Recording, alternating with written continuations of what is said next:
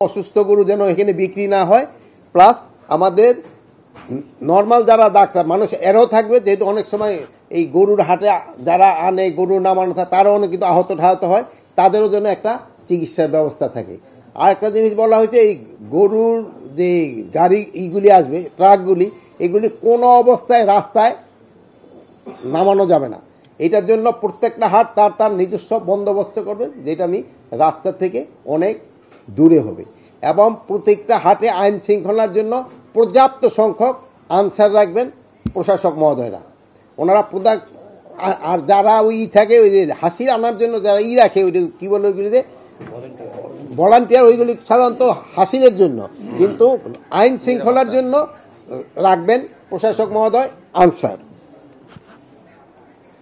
আরেকটা হলো বজ্র ব্যবস্থাপনা। আমরা বলছি যত তাড়াতাড়ি সম্ভব, যেহেতু এখানে বজ্রটা হলো, যেহেতু কোরবানি কিন্তু 3 দিন হতে পারে, বাট প্রথম দিনে প্রায় 90-95% হয়ে যায়, পরে আরও পরের দিনও আবার কিছু কিছু হয়, এরপরও আবার আছে 2-1 কিছু কিছু করে।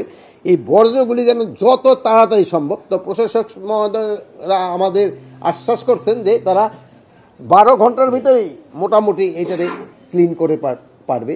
এবং এটা যদি করা যায়, এবং এই জন্য তারা সব ধরনের প্রস্তুতি নিয়ে রাখছে। এই জন্য আমরা প্রশাসক মহোদয়কে ধন্যবাদ দিই।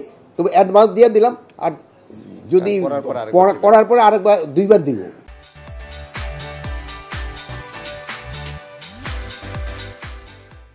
আর একটা হলো ট্রাফিক।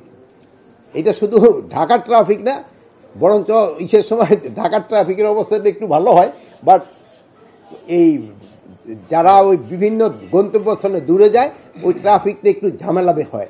আর এবার যেহেতু আরও বেশি হওয়ার, যেহেতু একদিকটা হলো যাবে, আরেক দিক দিয়ে আবার গরুর আসবে। অন্যান্য সময় বাসটা নামাই দিয়ে দৌড়ে তাড়াতাড়ি চান, এইবার কিন্তু হবে না। এই জন্য যেন ট্রাফিকটা ভালো থাকে, এই জন্য ইনস্ট্রাকশন দেওয়া হয়েছে।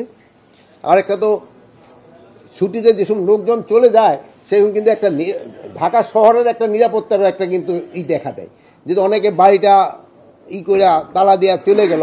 এই জন্য তো আমাদের বাহিনীগুলি তো সজাগ থাকবেই, প্লাস আমরা প্রশাসক মহোদয়কে অনুরোধ করছি জনগণকে যেন সচেতন করে দেওয়া, তারাও গেলে যেন প্রপারভাবে রেখে যায়। তারপরে আবার তারা যেমন ইলেকট্রিসিটি এইগুলি যেন ঠিকঠাক মতো বন্ধ করে যায়, তা না হলে অনেক সময় আছে ইলেকট্রিসিটি ঝামেলা হইতে পারে, আগুন ঠাগুন, এইগুলির দিকে একটু খেয়াল রাখার জন্য। আইনটা যেটা হচ্ছে এটা কিন্তু ওরকম কি না, যেটা 18 সালে মনে হয় একটা ওই জিনিসটা, যেমন আওয়ামী লীগ সরকার যে একটা সংশোধন করে ইলেকশনটা যেন ম্যানিপুলেট করতে পারে, ওই জন্য একটা কিছু সংশোধন করছিল। ওই সংশোধনটাই শুধু বাদ দেওয়া হয়েছে, আগে যেরকম আইনটা ছিল ওইটাই করা হয়েছে। তারপরেও যদি তাদের কোনো রকমের থাকে, তারা আলোচনা করতে পারবে, ক্যাবিনেট ডিভিশনে বা সংস্থাপনের সাথে আলোচনা করে সমস্যাটা সমাধান করে নেবে।